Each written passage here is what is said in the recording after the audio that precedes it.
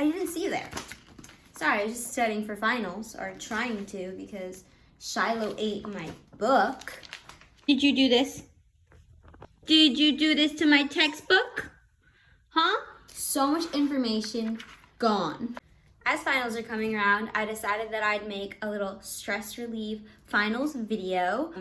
Shout out to Dr. Seema Diaz, information below if you're interested in talking to her. For all things mental health, this is who I credit my videos to. Our topic today is stress reduction. This is really important as we are cruising into finals. It's important to note that stress is just a manifestation of your own consciousness, meaning that you are in control of your stress.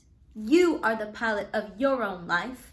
Stole that from Zach and Cody back in the day, and I still use it now. It's the first step.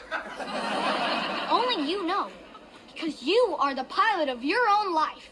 You know, you're the pilot of your life. You're in control of where you want to go and the way that you think about situations. One of the foundations for managing stress is to realize that you are in charge of your stress management. Have as much or as little stress as you want. Life seems out of your control. It's so important to realize that everything that is going on is gonna pass as time passes. And two, that no matter how stressful life seems, there are ways to overcome it. You don't have to be drowning in stress. Like, you don't have to just succumb to all of this stress. So science will tell us that there are so many good benefits to relieving and reducing your stress. Your body can even tell when you're under too much stress. You have an increased heart rate. You will start to have all of these very negative health effects. Like for me, when I'm super stressed, I can immediately tell because my eating habits change, my sleeping habits change, and it just messes with the feng shui of my life. You're able to focus better, you're able to better combat those life challenges. So there are 8 ways and strategies to reduce your stress. Step number 1, identifying the source of your stress. This could be looking closely at your habits, your attitudes, and even your excuses. Are you someone that says, I have a million things to do and I'm stressed, but like once those things are over, like my stress will be like gone? Or are you one of those people that say, oh, I need stress. Help me grind out my assignments and help me study and be at my optimal performance level? Are you someone that says, oh, I'm just a nervous ball of energy all the time. It's just who I am. Either way, whatever those excuses are, whatever your habits or attitudes are, you need to identify them.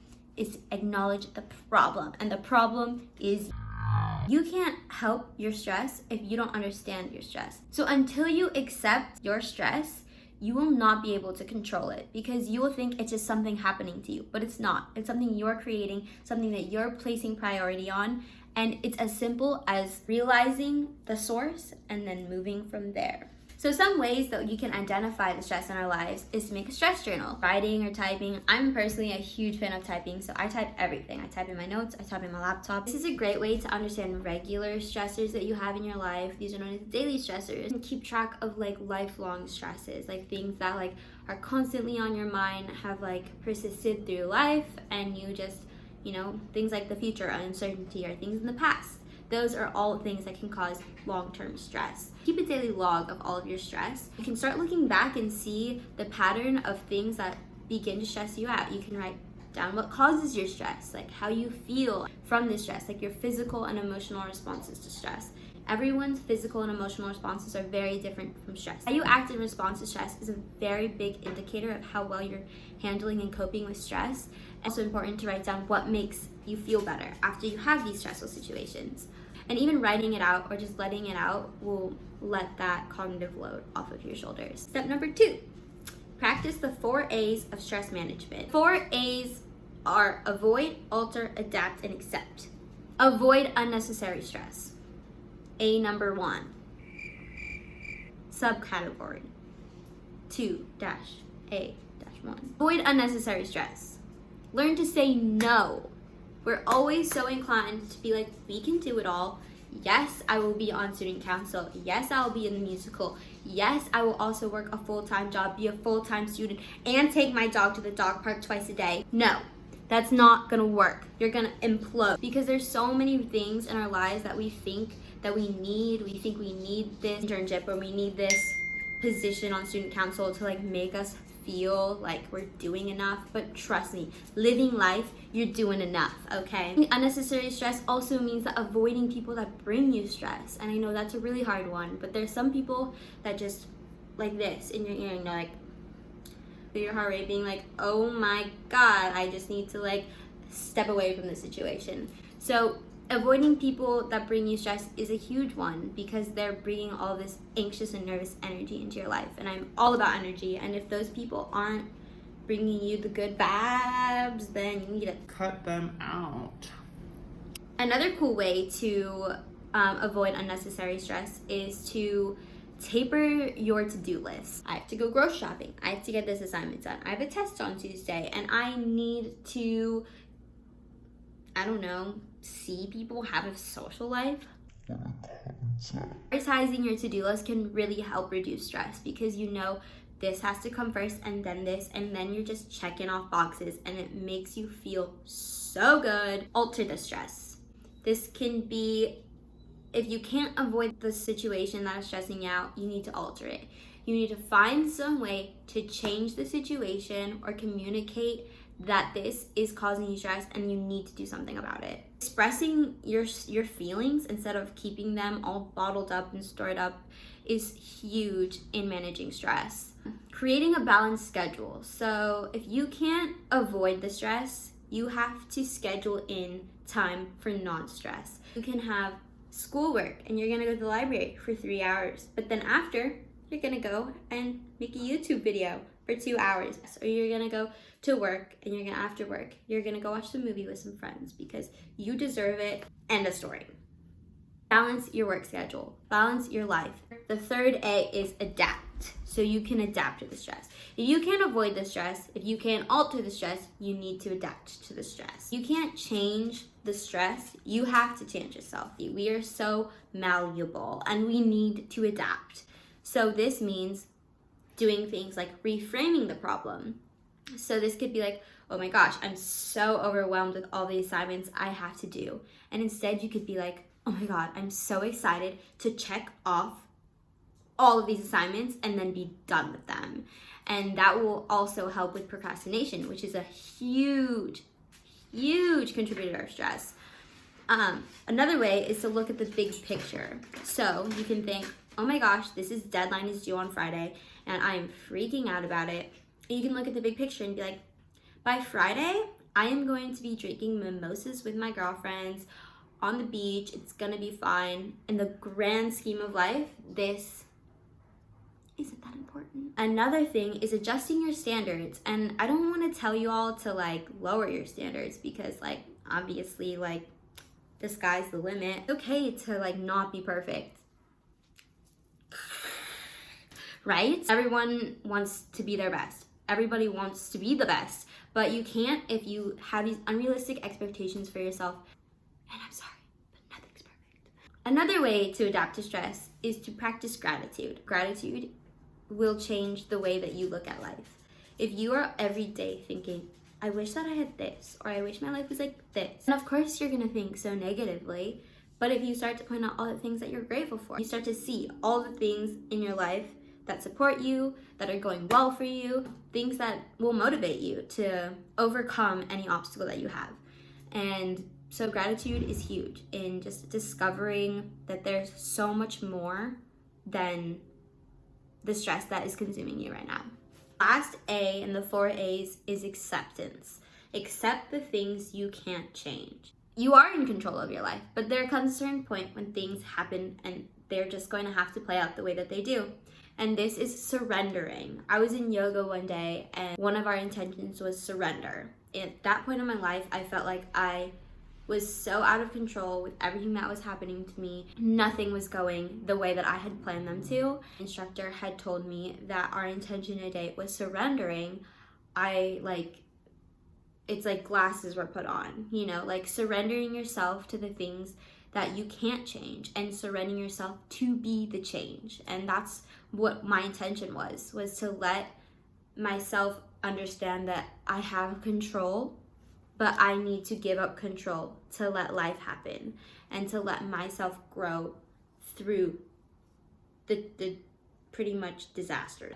always see the silver lining. There is something that is coming of this. Realize that this stress is making you stronger and it's making you better equipped for future stressors and how to handle and cope with other things that may not go your way. After those 4 A's of avoid, alter, adapt, and eventually accept, we move on to step 3. Get moving. Get moving. You need to move your body.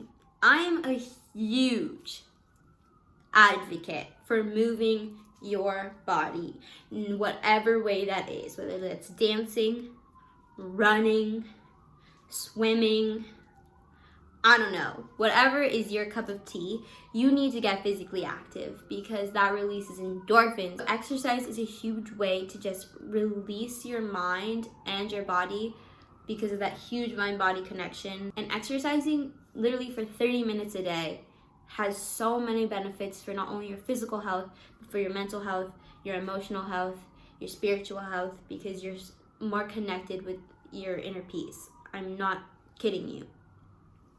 Move your body, all right?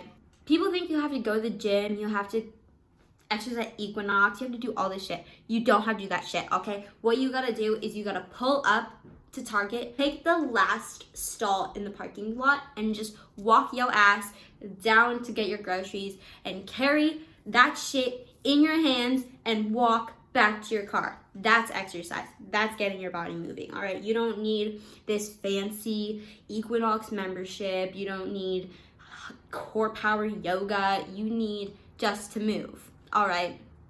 Go for a walk. Walking is free, baby. Ooh, look at that, free. Step number 4, connect to others. There is nothing more calming than spending quality time with other people. Humans need people. We are social beings, all right? We need interaction. And without it, I don't care. Some people can be introverts. Some people are extroverts or 110% extroverted, aka me. But you can, everybody needs their quality time with the people that they care about and who support them and who love them. Making time in your busy schedule to see the people that matter to you is gonna play a significant role on your mental health, especially during times of stress, because those are the people that are giving you the emotional support that you need during this time. I really don't think that I can do this. And they're like, Caitlin, you better check yourself because you know that you're gonna do it and it's gonna be fun. And I'm like, you right, sis, you right. Tip number 5, make time for fun. Make time for relaxation. Yes, make time. Time is a social construct, which therefore you're a human and you can make it, all right? You have 24 hours, and yes, it would be glorious if we had 25 more in a day, but we don't. And the only way that we can get around it is by prioritizing time for fun. Everybody likes fun. Don't get so caught up in the hustle. I know you're hustling. I know you're working hard, and good for you. Also, just, clap for yourself, because pat on your own back if you're working hard, you're hustling. Don't forget that you are your biggest and most important vehicle, and you need to enjoy the ride, okay? It's like being a Cadillac and thinking you're a Prius. Okay, you are not a Prius. You are a freaking Tesla, baby. And all you need to do is enjoy the ride. You need to enjoy time for yourself, time with others, time to get your bubble bath going, to get your mani-pedis. I haven't had mine, so don't look at mine. Remembering why you love your life. Remember, that's my motto, fall in love with your life. Remember the things that you love to do and why you're still doing the things that you're doing, why you're still engaging in the things that cause you stress, because in the long run, it's things that are gonna make you happy. And just keep that in mind. Keep that. This needs to happen every single day. I don't care what is happening. Self-care needs to happen every day. Set aside leisure time. You need to set aside a time when you can, lay down with your dog for 30 minutes or read a nice book for half an hour, which I don't do. Watch Netflix for one episode, you know? It's all about, like I said, balance. They matter because as the stress is chipping away at your ego and you're like, oh, God, it's chipping away. And you're like, God, I can barely get that self-time will slowly build you up, you know? That Netflix show will just, you know, watching Ali Wong will just, you know, give you a laugh. It'll make you smile, and smiling will help. It will help with your resilience. It will help with your ability to handle life's bullshit. You heard it here first. Laughing is so important. It helps your body fight stress in so many ways. This is science, people. Scientifically proven that laughing and smiling have such positive health implications, okay? Laughing is a cure. My only cure is laughter. Number 6. Manage your time better. Just stop going like this. And you're like this.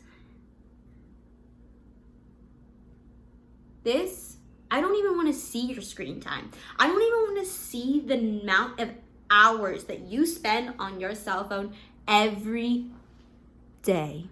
So don't say that I don't have time to go to yoga, or I don't have time. And also, you can get yoga on YouTube. You don't have to spend cash money, all right? It's free. You don't have time to take a shower. You don't have time to go on a walk. Yes, you do, Miranda. I see that you spend 8 hours a day on social media. So get your shit together, okay? Prioritizing tasks, breaking projects into steps, delegating responsibilities.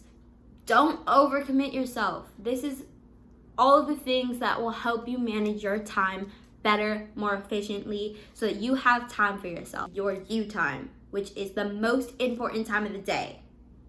Your most important. Step number 7. Maintain balance with a healthy lifestyle. So important to eat healthy. Like, I grew up eating McDonald's, McChicken nuggets, Jack in the Box, curly fries, all that jazz, and I loved it. But now we're adults, and we need to realize the food we put in our bodies is the food that's gonna help us achieve. Our bodies need energy, and energy does not come from a McDonald's McFlurry and 8-piece chicken nuggets, okay? No. Energy comes from vegetables and fruits and tofu, okay? It comes from good ass sources of actual nutrients. You will really notice a difference when you're starting to eat healthy foods and you're cutting out all the processed sugars and fats and This also means reducing caffeine, and it's so hard when we're talking about stress to reduce caffeine, because the first thing we think about is, oh my God, I'm stressed, I have so much to do, I need to chug coffee. And no, sis, you don't. What you need to do is eat some carrots and a balanced lunch and a balanced dinner, and you'll have a good night's sleep because you won't be over caffeinated and not be able to sleep well. It says also to avoid alcohol, cigarettes, and drugs. And honestly, yes, you should. But, you know, we're college students, and I'm not going to expect too much of you. But the last one is definitely sleep. Get enough sleep. Having a healthy bedtime routine is the first step to getting good sleep. Not being on your phone right before bed. And last but not least, step number 8. Learn to relieve stress in the moment. So this is a little more difficult if you're driving to school and a squirrel runs in your way. Pretty stressful, all right? You don't want Chipper McChunkers to go bye-bye right in your way. That's pretty traumatic. So I get it, you're stressed. This is when breathing comes into play. We are so connected to our breath. In any stressful situation, anytime I'm feeling in the moment stress, I have to remember that my breath is my most basic life's function. I can't go 2 minutes without breathing, okay? You can go 5 days without food. You can go 2 days without water. You cannot go more than 2 minutes without oxygen unless you're some aquatic little animal. A great way that I get rid of in the moment stress is by music. When I'm feeling like the world is caving in, I put on my headphones and the world don't exist no more. I'm just in this tune and I'm getting down, and that's how I relieve my in the moment stress. Like in Shiloh, my baby, I do that when I'm just needing a little extra boost. So all of these are such important things to do when you're feeling overwhelmed by stress, or when you don't even think you're overwhelmed by stress. Honestly, the key to handling stress and managing stress is antecedent strategies. Getting to the problem before they're a problem. We need to focus on the precursors to stress. Before we're stressed, we need to think, what can I do now that's gonna help me in the future to not be stressed? I hope that you've learned a little something, or at least maybe smile, because smiling does a lot. So even if you can't implement all of these strategies at once, I know that's really crazy and ridiculous, because a lot of these have to do with lifestyle changes. But being cognizant of these things that are happening in your life and understanding that you are the one who can do something about it. Not your next door neighbor, not your teacher, not your boss. Nobody can help you but you, okay? And this is so vital in your survival of stress and finals and life, because life is stress. The most important takeaway that I have is to know that you have to make time for yourself. I would love to hear what your takeaways are. Eat some tofu, meditate, do some yoga on YouTube, take a walk, sleep, for Jesus Christ's sake. Put down your cell phone and do something for yourself that's gonna bring soul and life back into you, because it's so easy to get bogged down by stress and to get bogged down by all of the details and all of the little things that are going on in our heads. But just remember that big picture. You're gonna be great, sweetie. Bye. Bye. Bye. This is me moonwalking out. This is me moonwalking out.